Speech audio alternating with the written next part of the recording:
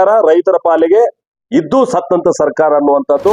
ರಾಜಕೀಯ ಭಾಷಣ ಮಾಡಿ 5 ವರ್ಷ ನಾನಾ ಮುಖ್ಯಮಂತ್ರಿ ಇರ್ತೀನಿ ಅಂತ ಹೇಳಿ, ಅರೆ ನೀವು ಮುಖ್ಯಮಂತ್ರಿ ಇದೀರಿ, ಇಳಿ ತನಕ ಆದ್ರೂ ಜನರ ಬಗ್ಗೆ ನಿಮ್ ಗಮನ ಇರ್ಬೇಕಲ್ಲ, ರೈತರ ಬಗ್ಗೆ ಗಮನ ಇರ್ಬೇಕಲ್ಲ, ಮಾಡ್ತಾ ಇಲ್ಲ.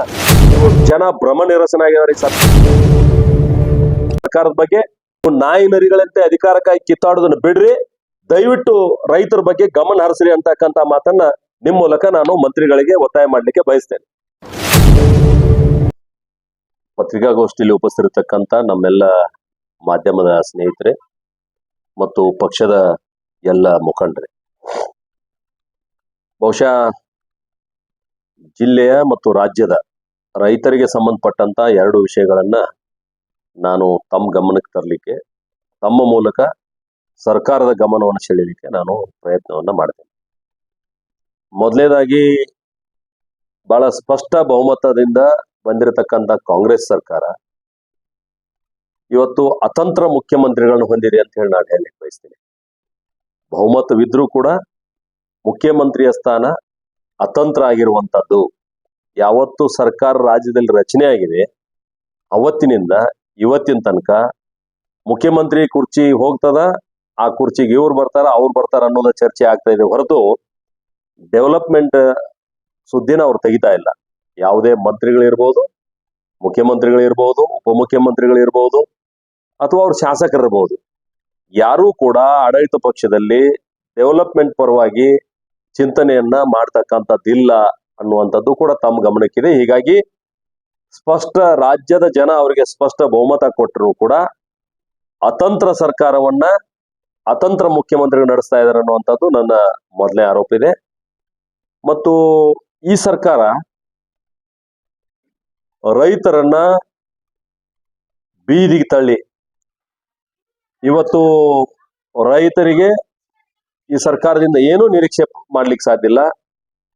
ರೈತರ ಪಾಲಿಗೆ ಈ ಸರ್ಕಾರ ಸತ್ತಿದೆ ಅಂತಕ್ಕಂಥದ್ದು ರೈತರೇ ಎಲ್ಲಾ ಕಡೆ ಮಾತಾಡುವಂತ ಸ್ಥಿತಿ ಇವತ್ತು ನಿರ್ಮಾಣ ಆಗಿದೆ. ಯಾಕೆ ನಿರ್ಮಾಣ ಆಗಿದೆ ಅನ್ನುವಂಥದ್ದು ನಾನು ಹೇಳ್ತೀನಿ. ಈ ಸರ್ಕಾರ ಅಧಿಕಾರಕ್ಕೆ ಬಂದ ಮೇಲೆ ಬಹುಶಃ 2500ಕ್ಕಿಂತ ಹೆಚ್ಚು ಜನ ರೈತರು ಆತ್ಮಹತ್ಯೆ ಮಾಡಿಕೊಂಡಿರುವಂತದ್ದನ್ನ ಮೊದಲನೇದಾಗಿ ತಮ್ಮ ಗಮನಕ್ಕೆ ತರಲಿಕ್ಕೆ ನಾನು ಬಯಸ್ತೇನೆ. ಎರಡನೇದು, ಈ ವರ್ಷ ಇಡೀ ರಾಜ್ಯದಲ್ಲಿ ಅತಿವೃಷ್ಟಿ ಆಯಿತು, ಪ್ರವಾಹ ಬಂತು.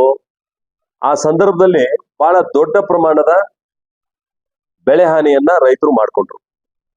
ಹೀಗಾಗಿ ಆ ಬೆಳೆ ಹಾನಿ ಸಂಬಂಧಪಟ್ಟಂತ ರೈತರ ಜಮೀನುಗಳನ್ನ ಇವತ್ತೇನು ಕಾಲ ಬಹಳ ಮುಂದೋಗ್ಯದ, ಯಾವುದೇ ಮ್ಯಾನುವಲ್ ಸರ್ವೆ ಮಾಡ್ಬೇಕಾದಂತ ಅಗತ್ಯ ಇಲ್ಲ. ಡ್ರೋನ್ ಮುಖಾಂತರ ಅವರು ಸರ್ವೆ ಮಾಡಬಹುದಾಗಿತ್ತು, ಅಥವಾ ಸೆಟಲೈಟ್ ಮುಖಾಂತರ ಕೂಡ ಸಾಕಷ್ಟು ಮಾಹಿತಿಗಳನ್ನು ತಗೊಂಡು ತಕ್ಷಣ ಯುದ್ಧೋಪಾದಿಯಲ್ಲಿ ಪರಿಹಾರ ಮಾಡಬೇಕಾಗಿತ್ತು. ಆದ್ರೆ ಈ ಸರ್ಕಾರ ರೈತರ ಪರವಾಗಿ ಯಾವುದೇ ಧ್ವನಿ ಎತ್ತಾ ಇಲ್ಲ, ರೈತರ ಪರವಾಗಿ ಯಾವುದೇ ಯೋಜನೆಯನ್ನ ಕೂಡ ಮಾಡ್ತಾ ಇಲ್ಲ. ಹೀಗಾಗಿ ರೈತ ಬೆಳೆದಂತ ಬೆಳೆ ನಷ್ಟ ಆಗಿ ಬಹಳ ಚಿಂತಾಕ್ರಾಂತ ಸ್ಥಿತಿಯಲ್ಲಿ ಇವತ್ತು ರೈತರಿದ್ದಾರೆ.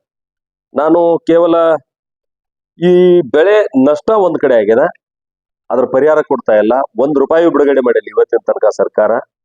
ಇನ್ನೊಂದು ಕಡೆ ಏನು ಅಳಿದುಳಿದ ಬೆಳೆ ಅದಲ್ಲ, ಆ ಅಳಿದುಳಿದಂತ ಬೆಲೆಯನ್ನ ಕೇಂದ್ರ ಸರ್ಕಾರ ಘೋಷಣೆ ಮಾಡಿದಂತ ಬೆಂಬಲ ಬೆಲೆಯಲ್ಲಿ ಖರೀದಿ ಮಾಡ್ಲಿಕ್ಕೆ ಸರ್ಕಾರ ಅವಕಾಶ ಕೊಟ್ಟರು ಕೂಡ ಸಮಯೋಚಿತವಾಗಿ, ಅಂದ್ರೆ ಸಮಯದ ಬಾಂಡಿಂಗ್ ಇಟ್ಕೊಂಡು ಅವ್ರು ಖರೀದಿ ಮಾಡ್ಬೇಕಾಗಿತ್ತು. ಆದ್ರೆ ಇವತ್ತಿನ ತನಕ ಯಾವುದೇ ಟೈಮ್ ಬಾಂಡೆಡ್ ಹಾಕೊಳ್ಳಾರ್ದ ಖರೀದಿ ಮಾಡ್ತಾ ಇಲ್ಲ. ನಾನು ಇವತ್ತನೇ ದೊಡ್ಡವಾಡದೊಳಗೆ ಒಂದು ಖರೀದಿ ಕೇಂದ್ರ ಪ್ರಾರಂಭ ಮಾಡಿ ಬಂದೀವಿ. ಆದ್ರೂ ಕೂಡ ನಾನು ನಿಮ್ಗೆ ಹೇಳಲಿಕ್ಕೆ ಬಯಸ್ತೇನೆ, ಯಾವ ರೀತಿ ಸರ್ಕಾರ ವಿಫಲ ಆಗಿದೆ ಅಂತಂದ್ರೆ, ಜಿಲ್ಲೆಯೊಳಗ ಯಾವ್ಯಾವ ಬೆಳೆ ಎಷ್ಟೆಷ್ಟು ಬಿತ್ತನೆ ಆಗ್ಯಾವ ಅಂತ ಹೇಳಿ ಸರ್ಕಾರದ ಕಡೆ ಕೃಷಿ ಇಲಾಖೆ ಒಳಗೆ ಮಾಹಿತಿ ಇರ್ತದ. ಅಷ್ಟು ಬೆಳೆ ಬಿತ್ತನೆ ಆದ ನಂತರ ಅಷ್ಟು ಬೆಳೆಗೆ ಎಷ್ಟು ಕ್ವಿಂಟಲ್ ಉತ್ಪಾದನೆ ಮಾಡಬಹುದು ಅನ್ನೋದು ವರ್ಷದ ಸರಾಸರಿ ಇರ್ತದ. ಅದರದ ಆಧಾರ ಮೇಲೆ ಬೇಗ ಖರೀದಿ ಕೇಂದ್ರಗಳನ್ನ ಪ್ರಾರಂಭ ಮಾಡಬೇಕಾಗಿತ್ತು, ಪ್ರಾರಂಭ ಮಾಡಲಿಲ್ಲ. ಇವತ್ತು ನೋಂದಣಿ ಆದಂತ ಮಾಹಿತಿ ಅಂದ್ರೆ ಸರ್ಕಾರ ಏನ್ ಹೇಳ್ತದ, ನೀವು ಯಾರ್ಯಾರು ನೀವು ಬೆಳೆದಂತ ಬೆಳೆಯನ್ನ ನಮಗೆ ಕೊಡ್ತೀರಿ, ಹೆಸರು ನೋಂದಣಿ ಮಾಡ್ರಿ ಅಂತ ಹೇಳ್ತಾರೆ. ಆ ಹೆಸರು ನೋಂದಣಿ ಮಾಡಿದ ಆಧಾರದ ಪ್ರಕಾರ 100ಕ್ಕೆ 5ರಿಂದ 10% ಮಾತ್ರ ರೈತರು ಇಲ್ಲಿ ನೋಂದಣಿಯನ್ನ ಮಾಡಿದ್ದಾರೆ. ಅಂದ್ರೆ ಉಳಿದವ್ರು ಎಲ್ಲಿ ಹೋದ್ರು? ನೀವೇನು ವಿಳಂಬ ನೀತಿ ಅನುಸರಿಸಿರಲ್ಲ, ನೀವೇನು ತಕ್ಷಣ ಖರೀದಿ ಕೇಂದ್ರ ಪ್ರಾರಂಭ ಮಾಡಲಿಲ್ಲ, ಯಾವ ರೈತ ತನ್ನ ಮನೆಯಲ್ಲಿ ತನಗೇ ಬದುಕಲಿಕ್ಕೆ ಕಠಿಣ ಆದಂತ ಪರಿಸ್ಥಿತಿ ಒಳಗ ತಾನು ಬೆಳೆದಂತ ಬೆಳೆಯನ್ನ ಮನೆಯೊಳಗೆ ಇಟ್ಕೊಳ್ಳುವಂತ ಸ್ಥಿತಿ ಇಲ್ಲ. ಹೀಗಾಗಿ 90% ರೈತರು ತಾವು ಬೆಳೆದಂತ ಬೆಳೆಯನ್ನ ಮಾರಿ ಬಿಟ್ಟಿದಾರ. ಯಾರಿಗೆ ಅನುಕೂಲ ಅದ ಅವರಷ್ಟ ಮಾತ್ರ ಇಟ್ಕೊಂಡಾರ. 5% ಮಾತ್ರ ಇವತ್ತು ಖರೀದಿ ಕೇಂದ್ರಗಳಲ್ಲಿ ನೋಂದಣಿ ಆಗಿರುವಂತದ್ದು. ಅದು ಇವತ್ತಿಂದ ಪ್ರಾರಂಭ ಆಗ್ತದೆ ಖರೀದಿ ಅನ್ನುವಂಥದ್ದು. ನಾನು ಜಿಲ್ಲೆದು ಇಡೀ ರಾಜ್ಯದ ಆದ ಸ್ಥಿತಿ ಅದ. ಆದ್ರೆ ನಾನು ಈ ಜಿಲ್ಲೆದು ಮಾತಾಡುವಾಗ ರಾಜ್ಯದ್ದೆಲ್ಲ ಹೇಳುದು ಬೇಡ ಅಂತೇಳಿ ನಾನು ಜಿಲ್ಲೆದು ಹೇಳ್ತೀನಿ ನಿಮಗ. ಉದಾಹರಣೆ, ನಾವು ಇಲ್ಲಿ ಹೆಸರು ಖರೀದಿ ಮಾಡ್ಬೇಕು. ಎಷ್ಟು ಬಿತ್ತನೆ ಆಗ್ಯದ? 45,810 ಹೆಕ್ಟರ್ ಪ್ರದೇಶ ಹೆಸರು ಬಿತ್ತನೆ ಆಗ್ಯದ. ಸರ್ಕಾರದೇ ವರದಿ ಇದು, ಇದೇನು ನಾನು ಹೇಳೋ ಅಂಕಿ ಸಂಖ್ಯೆ ಅಲ್ಲ. ಕೃಷಿ ಇಲಾಖೆ 45,810 ಹೆಕ್ಟರ್ ಹೆಸರು ಬಿತ್ತನೆ ಆಗಿದೆ ಜಿಲ್ಲೆಯೊಳಗೆ. ಹಂಗಿದ್ರ ಇಲ್ಲಿ ಒಬ್ಬ ರೈತಿಗೆ 2 ಹೆಕ್ಟರ್ ಜಮೀನದ ಏನು ಉತ್ಪಾದನೆ ಬರ್ತದೆ ಅದನ್ನ ಸರ್ಕಾರ ಖರೀದಿ ಮಾಡುವಂತ ಕಂಡೀಷನ್ ಹಾಕೊಂಡಿದ್ದಾರೆ. ಅದು ಬಹಳ ಅವೈಜ್ಞಾನಿಕ ಅದ, ಕಡಿಮೆ ಅದ. ಅಂದ್ರ ಹೆಚ್ಚು ಕಡಿಮೆ ಒಂದು 20 ಕ್ವಿಂಟಾಲ್ ಖರೀದಿ ಮಾಡ್ತು ಅನ್ನುವಂತ ಒಂದು ಭರವಸೆಯನ್ನು ಕೊಟ್ಟಿದ್ದಾರೆ. ಆದ್ರ ನೋಂದಾವಣೆ ಮಾಡಿದ್ದು ಎಷ್ಟದ ಅಂದ್ರ 3,524 ಹೆಕ್ಟರ್ ಮಾತ್ರ ನೋಂದಾವಣೆ ಆಗ್ಯದ. 1,762 ರೈತರು ತಮ್ಮ ಹೆಸರು ನೋಂದಾವಣೆ ಮಾಡ್ಕೊಂಡಾರ. 1,762 ರೈತರು ಅಂದ್ರೆ ಒಬ್ಬರಿಗೆ 2 ಹೆಕ್ಟರ್ ಹಿಡಿದ್ರೆ 3,524 ಹೆಕ್ಟರ್ ಆಯ್ತು. 45,000 ಪೈಕಿ 3,524 ಅಂದ್ರೆ ಎಷ್ಟು ಪ್ರತಿಶತ ಆಯ್ತು? ನೀವೇ ಲೆಕ್ಕ ಹಾಕ್ರಿ. ಅಂದ್ರೆ ಇಷ್ಟೇ ಇಲ್ಲಿ ಖರೀದಿ ಆಗುವಂತದ್ದು.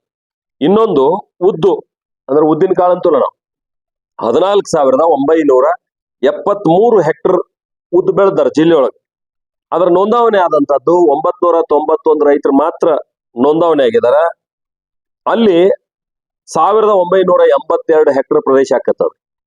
ಅಂದ್ರ 12,991 ಹೆಕ್ಟರ್ ಪ್ರದೇಶ ಜನ ಹೊರಗೆ ಮಾರ್ಕೊಂಡಾರಂತ ಅರ್ಥ ಆಗ್ತದ. ಒಂದು ಸೋಯಾಬೀನ್ ಬಹಳ ದೊಡ್ಡ ಪ್ರಮಾಣದಲ್ಲಿ ಜಿಲ್ಲೆಯೊಳಗ ಸೋಯಾಬೀನ್ ಬೆಳಿತಾರೆ ಜನ. 1,02,186 ಹೆಕ್ಟರ್ ಸೋಯಾಬೀನ್ ಬಹಳ ದೊಡ್ಡ ಪ್ರಮಾಣದಲ್ಲಿ ಜಿಲ್ಲೆಯೊಳಗೆ. ಎಷ್ಟು? 1,02,186 ಹೆಕ್ಟರ್. ಆದ್ರೆ ನೋಂದಾವಣೆ ಆದಂತವ್ರು ಎಷ್ಟು? 3,047 ಜನ. 3,047 ಇಂಟು 2 ಹೆಕ್ಟರ್ ಅಂತಂದ್ರ 6,094 ಹೆಕ್ಟರ್ ಪ್ರದೇಶ ಮಾತ್ರ ನೋಂದಾವಣೆ ಆಗ್ಯದ. ಇನ್ನೂ 96,092 ಹೆಕ್ಟರ್ ನೋಂದಾವಣೆ ಆಗ್ಲಿಲ್ಲ. ಅಂದ್ರೆ ಇವರು ಆಲ್ರೆಡಿ ಬೇರೆ ಕಡೆ ಮಾರಿದಾರಂತ ಅದರ ಅರ್ಥ. ಇನ್ನೊಂದು ಸೂರ್ಯಕಾಂತಿ, ಅದು ಬಹಳ ಸಣ್ಣ ಪ್ರಮಾಣದ 764 ಹೆಕ್ಟರ್ ಬೆಳೆದಾರ. 178 ರೈತರು ನೋಂದಣಿ ಮಾಡ್ಕೊಂಡಾರ. 356 ಹೆಕ್ಟರ್ ಆಕತ್ತೆ. ಇನ್ನು 408 ಹೆಕ್ಟರ್ ಬೇರೆ ಕಡೆ ಮಾರಿದಾರ ಅನ್ನುವಂಥದ್ದು ನಾನು ನಿಮ್ ಗಮನಕ್ಕೆ ತರಲಿಕ್ಕೆ ಬಯಸ್ತೇನೆ. ಈ ಅಂಕಿ ಸಂಖ್ಯೆಗಳನ್ನ ಯಾಕೆ ನಾನು ಹೇಳ್ತೀನಿ ಅಂತಂದ್ರ, ಸುಮಾರು 23 ಬೆಳೆಗಳನ್ನ ಕೇಂದ್ರ ಸರ್ಕಾರ ಬೆಂಬಲ ಬೆಲೆಯಲ್ಲಿ ಖರೀದಿ ಮಾಡ್ಲಿಕ್ಕೆ ರಾಜ್ಯ ಸರ್ಕಾರಕ್ಕೆ ಅವಕಾಶ ಕೊಟ್ಟಿದೆ. 23 ಬೆಳೆಗಳನ್ನ ಬೆಂಬಲ ಬೆಲೆ ಅಡಿ ಘೋಷಣೆ ಮಾಡಿದೀವಿ. ಅದನ್ನ ಬೆಳೆ ಖರೀದಿ ಮಾಡಬಹುದು ಅಂತ ಹೇಳಿದೀವಿ. ಆದ್ರೆ ಸರ್ಕಾರದಲ್ಲಿ ಯಾವುದೇ ಸಿದ್ಧತೆ ಇಲ್ಲ. ಯಾವ್ದಾದ್ರು ಒಬ್ಬ ಮಂತ್ರಿ, ಸಂಬಂಧಪಟ್ಟಂತ ಇಲಾಖೆಯ ಸಚಿವರು ಇದ್ರ ಬಗ್ಗೆ ಗಮನ ಹರಿಸಬೇಕಾಗಿತ್ತು. ಅಥವಾ ಜಿಲ್ಲೆಯಲ್ಲಿರ್ತಕ್ಕಂಥ 2 ಮಂತ್ರಿಗಳು ಇದ್ರ ಬಗ್ಗೆ ಗಮನ ಹರಿಸಿ, ರೈತರು ಬೀದಿ ಬಿದ್ದಿದಾರ, ಮಳೆ ಜಾಸ್ತಿ ಆಗಿದೆ, ಹಾನಿ ಆಗ್ತಾ ಇದೆ, ನಾವು ಸರ್ಕಾರದಿಂದ ತಕ್ಷಣ ಖರೀದಿ ಕೇಂದ್ರ ಪ್ರಾರಂಭ ಮಾಡ್ಬೇಕನ್ನುವಂತ ಕನಿಷ್ಠ ಜ್ಞಾನ ಕೂಡ ಈ ಮಂತ್ರಿಗಳಿಗಿಲ್ಲ. ಹೀಗಾಗಿ ರೈತರು ಆರ್ಥಿಕವಾಗಿ ಹಾನಿ ಆಗ್ತಾ ಇದಾರ. ಬೆಂಬಲ ಬೆಲೆಯಲ್ಲಿ ಖರೀದಿ ಆಗ್ತಾ ಇಲ್ಲ. ಖರೀದಿ ಆದ್ರೂ ಕೂಡ ಕೇವಲ 5% 10% ಮಾತ್ರ ಖರೀದಿ ಆಗ್ತಾ ಇದೆ. ಹೀಗಾಗಿ ಈ ಸರ್ಕಾರ ರೈತರ ಪಾಲಿಗೆ ಇದ್ದು ಸತ್ತಂತ ಸರ್ಕಾರ ಅನ್ನುವಂಥದ್ದು ನನ್ನ ಆರೋಪ ಇದೆ. ಅದ್ರ ಜೊತೆಗೆ ಬಹಳ ದೊಡ್ಡ ಪ್ರಮಾಣದಲ್ಲಿ ಜಿಲ್ಲೆಯಲ್ಲಿ ನಾವು ಕಬ್ಬು ಬೆಳಿತೀವಿ. ಬರೀ ಜಿಲ್ಲೆ ಅಷ್ಟೇ ಅಲ್ಲ, ಕರ್ನಾಟಕ ರಾಜ್ಯ ಇವತ್ತು ಬಹಳ ದೊಡ್ಡ ಪ್ರಮಾಣದಲ್ಲಿ ನಾವು ಕಬ್ಬು ಬೆಳಿತೀವಿ. ನಾನು ಈ ಜಿಲ್ಲೆದಷ್ಟೇ ನಿಮ್ ಗಮನಕ್ಕೆ ತರೋದಾದ್ರ, ಬೆಳಗಾವಿ ಜಿಲ್ಲೆಯಲ್ಲಿ 3,05,000 ಹೆಕ್ಟರ್ ಪ್ರದೇಶ ಈ ವರ್ಷ ಬಿತ್ತನೆ ಆಗ್ಯದ. ಯಾವುದು? ಕಬ್ಬು ನಾಟಿ ಆಗಿರುವಂತದ್ದು.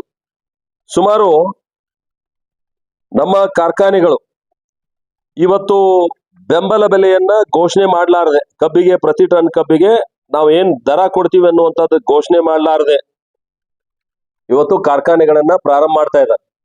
ಈ ಕಾರ್ಖಾನೆಗಳನ್ನ ಪ್ರಾರಂಭ ಮಾಡುವಂತ ದೃಷ್ಟಿಯಿಂದ ಏನಾಗ್ತದ ಅಂತಂದ್ರ, ರೈತ ಅನಿವಾರ್ಯವಾಗಿ ತನ್ನ ಬೆಳೆಯನ್ನ ಕೊಡ್ಲೇಬೇಕಾಗ್ತದೆ. ಹೊಲದಾಗ ಇಟ್ಕೋಕ್ ಆಗೋದಿಲ್ಲ. ಒಂದ್ ವೇಳೆ ಬೆಂಬಲ ಬೆಲೆ ಘೋಷಣೆ ಮಾಡಿ ಅವ್ರು ಏನಾದ್ರು ಖರೀದಿ ಮಾಡಿದ್ರ ನಾವು ಬೈಂಡಿಂಗ್ ಮಾಡಕ್ ಆಗ್ತದೆ. ಹೀಗಾಗಿ ಯಾವುದೇ ಕಾರ್ಖಾನೆಗಳ ಮೇಲೆ ಇವತ್ತು ಸರ್ಕಾರದ ಹಿಡಿತ ಇಲ್ಲ. ಕೇವಲ ಸಕ್ಕರೆ ದರದ ಆಧಾರದ ಮೇಲೆ ದರ ನಿಗದಿ ಮಾಡುವಂತದ್ದಲ್ಲ, ಅದರ ಉತ್ಪಾದನೆಗಳು ಏನಿದಾವಲ್ಲ, ಅದು ಇಥೆನಾಲ್ ಇರಬಹುದು ಅಥವಾ ಸ್ಪಿರಿಟ್ ಇರಬಹುದು, ಯಾವುದು ನಾವು ಬ್ರ್ಯಾಂಡಿ ಉತ್ಪಾದನೆಗೆ ಮಾಡ್ತೀವಿ ಆ ತರದ ಸ್ಪಿರಿಟ್ ಇರಬಹುದು, ವಿದ್ಯುತ್ ಉತ್ಪಾದನೆ ಇರಬಹುದು, ಬಗ್ಯಾಸ್ ಉತ್ಪಾದನೆ ಇರಬಹುದು. ಈ ರೀತಿ ಉತ್ಪಾದನೆಗಳದ್ದು ಕೂಡ ರೈತರಿಗೆ ಅದರಲ್ಲಿ ಪಾಲು ಕೊಡ್ಬೇಕಾಗ್ತದೆ. ಆದ್ರೆ ಯಾವುದೇ ಕಾರ್ಖಾನೆಯವರು ಆ ಪಾಲನ್ನು ಕೊಡ್ತಾ ಇಲ್ಲ. ಸರ್ಕಾರ ಅದನ್ನ ಬಿಗಿಯಾಗಿ ಘೋಷಣೆ ಮಾಡುವಂತದ್ದು, FRP ಯನ್ನ ಘೋಷಣೆ ಮಾಡುವಂತದ್ದು ಕೂಡ ಇವತ್ತು ಅವ್ರು ಮಾಡ್ತಾ ಇಲ್ಲ. ಹೀಗಾಗಿ ಇವತ್ತು ರೈತ ಸಂಘಟನೆಗಳು ಬೀದಿಗೆ ಬಂದಿದಾವೆ. ಹೀಗಾಗಿ ಬೀದಿಗೆ ಬಂದಿರುವಂತ ರೈತ ಸಂಘಟನೆಗಳು ಇವತ್ತು ಹೋರಾಟ ಮಾಡ್ತಾ ಇದ್ದಾರೆ. ಯಾವ ಒಬ್ಬ MLA, ಯಾವ ಒಬ್ಬ ಮಂತ್ರಿ ಅಥವಾ ಸಂಬಂಧಪಟ್ಟಂತ ಇಲಾಖೆ ಸಚಿವರು ಅಥವಾ ಮುಖ್ಯಮಂತ್ರಿಗಳು ಕೂಡ ಇತ್ತೀಚೆಗೆ ಜಿಲ್ಲೆಗೆ ಬಂದೋಗಿದ್ದಾರೆ. ಕಿತ್ತೂರು ಉತ್ಸವಕ್ಕೆ ಬಂದಾಗ ಯಾವುದೇ ರೈತ ಸಂಘಟನೆಗಳಿಗೆ ಭೇಟಿ ಆಗಲಿಲ್ಲ, ಚರ್ಚೆ ಮಾಡಲಿಲ್ಲ. ಕೇವಲ ರಾಜಕೀಯ ಭಾಷಣ ಮಾಡಿ 5 ವರ್ಷ ನಾನಾ ಮುಖ್ಯಮಂತ್ರಿ ಇರ್ತೀನಿ ಅಂತೇಳಿ. ಅರೆ, ನೀವು ಮುಖ್ಯಮಂತ್ರಿ ಇದೀರಿ, ಇಳಿ ತನಕ ಆದ್ರೂ ಜನರ ಬಗ್ಗೆ ನಿಮ್ ಗಮನ ಇರ್ಬೇಕಲ್ಲ, ರೈತರ ಬಗ್ಗೆ ಗಮನ ಇರ್ಬೇಕಲ್ಲ, ಮಾಡ್ತಾ ಇಲ್ಲ. ಹೀಗಾಗಿ ಇವತ್ತು ಜನ ಭ್ರಮ ನಿರಸನಾಗಿದ್ದಾರೆ ಈ ಸರ್ಕಾರದ ಬಗ್ಗೆ. ನಾನು ಆಗ್ರಹ ಮಾಡೋದಿಷ್ಟೇ, ನೀವು ಅಧಿಕಾರ ನಡೆಸುದಿದ್ರ ಗೌರವಯುತವಾಗಿ ನಡೆಸ್ರಿ, ಜನರಿಗೆ ನ್ಯಾಯ ಕೊಡ್ರಿ. ನಿಮ್ಗೆ ಅಧಿಕಾರ ನಡೆಸುವಂಕ ಆಗುದಿಲ್ಲ, ಈ ರೀತಿ ಒಳ ಕಿತ್ತಾಟ, ನಾಯಿ ನರಿಗಳಂತೆ ಅಧಿಕಾರಕ್ಕಾಗಿ ಕಿತ್ತಾಟ ಮಾಡೋದಾದ್ರ ಜನ ನಿಮ್ಮನ್ನ ಕ್ಷಮಾ ಮಾಡೋದಿಲ್ಲ, ಅಧಿಕಾರ ಬಿಟ್ಟು ಕೆಳಗಿಳಿರಿ ಅನ್ನುವಂತ ಹೋರಾಟವನ್ನ ಮಾಡ್ಬೇಕಾಗ್ತದೆ ಅನ್ನುವಂತ ಮಾತನ್ನು ಕೂಡ ಈ ಸಂದರ್ಭದಲ್ಲಿ ಹೇಳಿ, ಕೇವಲ ಉತ್ಪಾದನೆ ಅಷ್ಟೇ ಅಲ್ಲ, ಶುಗರ್ ಕಾರ್ಖಾನೆಗಳು ತೂಕದಲ್ಲಿ ಕೂಡ ಮೋಸ ಆಗ್ತಾ ಇದೆ. ಮತ್ತು ಕಬ್ಬು ಅರಿಯುವಂತ ಯಾರು 1 ಟನ್ ಕ್ರಷಿಂಗ್ ಮಾಡ್ಲಿಕ್ಕೆ ಒಂದು ರೇಟ್ ಅದ ಸೈಂಟಿಫಿಕ್ ಆಗಿ, 1 ಟನ್ ಕೃಷಿ ಮಾಡ್ಬೇಕಾದ್ರೆ ಇಷ್ಟ ಖರ್ಚಾಗ್ತದ ಅಂತೇಳಿ. ಆದ್ರೆ ಜಾಸ್ತಿ ಖರ್ಚು ತೋರಿಸ್ತಾ ಇದಾರೆ. ಹೆಂಗ್ ತೋರಿಸ್ತಾ ಇದಾರೆ? ಯಾವುದೇ ಕಾರ್ಖಾನೆಗೆ ತನ್ನ ವ್ಯಾಪ್ತಿ ಅಂತ ಇರ್ತದ, 20 ಕಿಲೋಮೀಟರ್ 25 ಕಿಲೋಮೀಟರ್, ಆ ವ್ಯಾಪ್ತಿಯೊಳಗೆ ಮಾತ್ರ ಅವರು ಕಬ್ಬು ಕ್ರಷಿಂಗ್ ಮಾಡ್ಬೇಕಾಗ್ತದ. ಆದ್ರೆ ಇವರು 100 ಕಿಲೋಮೀಟರ್ ದೂರಿನ ಕಬ್ಬು ತಂದು ಅಂತೇಳಿ ಒಂದು 4 ಶಾಂಪಲ್ ಬೇರೆ ಕಡೆಯಿಂದ ತಂದು ಇಡೀ ಎಲ್ಲಾ ಟನ್ ಕ್ರಷಿಂಗಿಗೂ ಅದ HNT ಅಂತಿಲ್ಲ, ಹಾರ್ವೆಸ್ಟಿಂಗ್ ಅಂಡ್ ಟ್ರಾನ್ಸ್ಪೋರ್ಟ್, ಅದನ್ನೇ ರೇಟ್ ಹಚ್ತಾರೆ. ಹೀಗಾಗಿ ರೈತನಿಗೆ ಒಂದ್ ಕಡೆ ವಂಚನೆ ಆಗ್ತಾ ಇದೆ, ತೂಕದಲ್ಲಿ ಮೋಸ ಆಗ್ತಾ ಇದೆ, ಯಾವುದು HNT ಒಳಗೆ ಮೋಸ ಆಗ್ತಾ ಇದೆ, FRP ಒಳಗೆ ಮೋಸ ಆಗ್ತಾ ಇದೆ. ಹೀಗಾಗಿ ರೈತ ಈ ವರ್ಷ ಕಂಗಾಲಾಗಿದೆ. ಮಳಿ ಜಾಸ್ತಿ ಆಗಿ ಬೇರೆ ಬೆಳೆಗಳು ಕೂಡ ಅವ್ನ ಕೈಗೆ ಬಂದಿಲ್ಲ. ಈ ಕಬ್ಬು ಒಂದ್ ಸ್ವಲ್ಪ ತಡ್ಕೋತದ, ಯಾವುದು ನೀರಾವರಿ ಇದಕ್ಕ. ಹೀಗಾಗಿ ಇದಕ್ಕಾದ್ರೂ ಬೆಲೆ ಸಿಕ್ಕರ ನೆಮ್ಮದಿಯಿಂದ ಮುಂದಿನ ವರ್ಷದ ಬದುಕು ನಡೆಸಲಿಕ್ಕೆ ಅವಾಗ ಅನುಕೂಲ ಆಗ್ತದ. ನೀವು ನಾಯಿ ನರಿಗಳಂತೆ ಅಧಿಕಾರಕ್ಕಾಗಿ ಕಿತ್ತಾಡೋದನ್ನ ಬಿಡ್ರಿ, ದಯವಿಟ್ಟು ರೈತರ ಬಗ್ಗೆ ಗಮನ ಹರಿಸ್ರಿ ಅಂತಕ್ಕಂತ ಮಾತನ್ನ ನಿಮ್ ಮೂಲಕ ನಾನು ಮಂತ್ರಿಗಳಿಗೆ ಒತ್ತಾಯ ಮಾಡ್ಲಿಕ್ಕೆ ಬಯಸ್ತೇನೆ.